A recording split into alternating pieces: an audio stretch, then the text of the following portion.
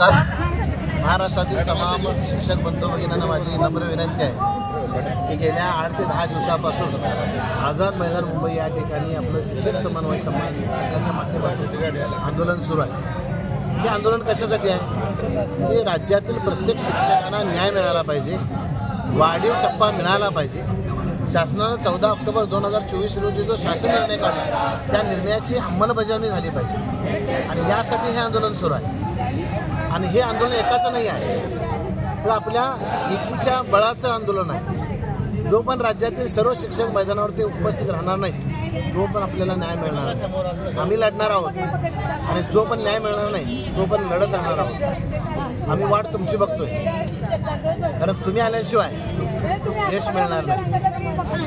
राज्यातील तमाम शिक्षक बंधू भगिनींना माझी विनंती आहे की शासन कोणतंही असू दे ते नेहमी सकारात्मक हा शब्द वापरत असतं किंवा नकारात्मक हा शब्द वापरत असतं, परंतु त्या नकारात्मकला सकारात्मक करणं हे तुमचं आणि आमचं काम आहे। आणि हा आझाद मैदानाचा इतिहास आहे, जे शक्य होत नाही ते या मैदानानं शक्य करून दाखवलं। आता फक्त वाट तुमची पाहतो। आपण 26 तारखेच्या आत या।